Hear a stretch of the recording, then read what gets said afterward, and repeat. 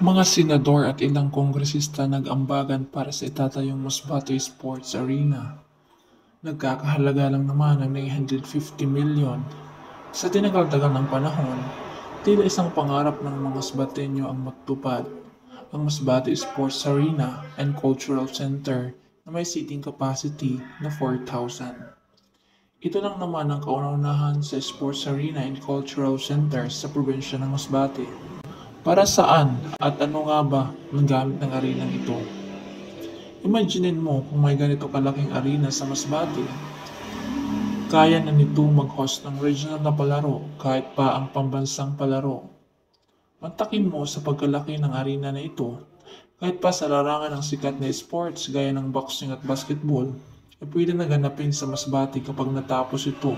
Sa mga event na nagaganapin sa Masbate Sports Arena, ay isa ring pambihirang pagkakataon para masilayan ito ng Masbateño na hindi na kailangan pa magbiyahe palabas ng probinsya. At pambihirang pagkakataon din ito para sa small scale business at makapagbigay ng trabaho sa mga Masbateño.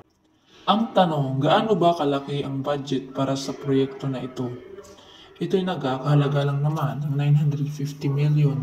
At good news dahil tinulungan ng ilang senador si Governor Antonio Co para may sakatuparan ang proyektong ito.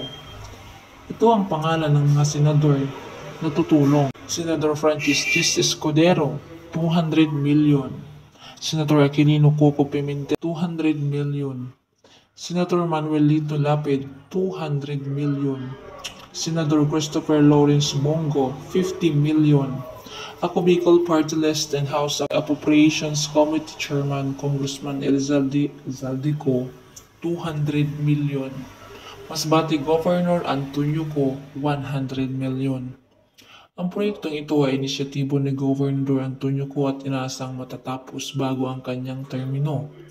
Marami ng kalsada ang naipasiminto na bigyan ng classroom, marami nang natulungan sa educational at financial assistance. Naibalik na ang sigla ng turismo sa tulong ng mga bagong pantalan at hindi ito dito matatapos. Kaya huwag po natin hayaan na sirain ang magandang halimbawa at mga nagawa at magagawa pa ng ating kasulukuyang gobernador. Sa nalalapit na eleksyon, lumilipanan na ang kanya-kanyang propaganda at paninira sa kanilang mga katunggali. Mag-ingat, huwag po tayo magpa-brainwash ng pagkatao at pangarap. Hashtag no to propaganda. Hashtag no hate. Hashtag hindi tayo magpapa-brainwash. Maraming salamat po sa inyong panonood.